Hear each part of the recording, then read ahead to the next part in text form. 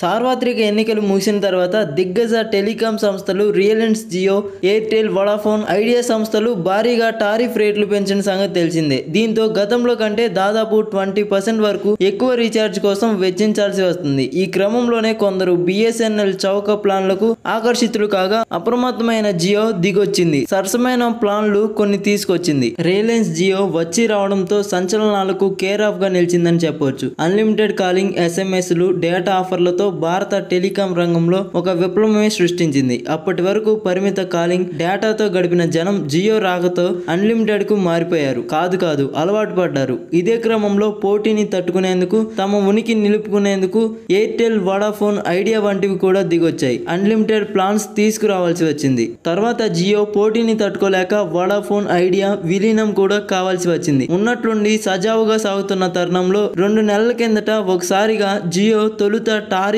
పెంచగా అదే బాటలో Airtel, vada, idea కూడా పయనించాయి. దీంతో కస్టమర్లకు ఒక్కసారిగా షాక్ తగిలింది. కనీసం 10% నుంచి గరిష్టంగా 25% వరకు కూడా మొబైల్ రీఛార్జ్ ధరల్ని పెంచడంపై ఆగ్రహం వ్యక్తం చేస్తున్నారు. ఇదే క్రమంలో ఇన్నాళ్లుగా పట్టించుకొని బిఎస్ఎన్ఎల్ వైపు చాలా మంది చూస్తున్నారు. అక్కడ సరసమైన ధరల్లో నెలవారీ, వార్షిక ప్లాన్లు ఉండడంతో చాలా మంది పోర్ట్ అయినట్లు కూడా వార్తలు వచ్చాయి. అయితే ఇది తెలుసుకొని అప్రమత్తమైన జియో నష్ట నివారణ చర్యగా బిఎస్ఎన్ఎల్ యాన్యువల్ ప్లాన్లను పోలి ఉన్న అచ్చం అలాంటి రీఛార్జ్ ప్లాన్ ప్రవేశపెట్టింది. కొంతకాలం కిందట మొత్తం డేటా ప్లాన్లే తప్ప value added plans, calling, unlimited, limited data కరువయ్యాయి. ఇప్పుడు మళ్ళీ అలాంటి ప్లాన్స్ తీసుకువచ్చింది. ముఖ్యంగా 1899 రూపాయల ధరతో 336 రోజుల వ్యాలిడిటీతో ఒక కొత్త ప్లాన్ ఆవిష్కరించింది రిలయన్స్ జియో. ఇక్కడ అన్లిమిటెడ్ కాలింగ్ సహా 3600 ఫ్రీ ఎస్ఎంఎస్లు, ఫ్రీ నేషనల్ రోమింగ్, ఇంకా Jio TV, Jio cinema, Jio cloud ఇలా అన్ని ఆఫర్లు చేస్తూ టోటల్ గా 24 GB డేటాతో ప్లాన్ తెచ్చింది. ఇక్కడ నెలవారీగా అయితే 173 చొప్పున చెల్లిస్తే సరిపోతుంది. ఇదే బిఎస్ఎన్ఎల్ అయితే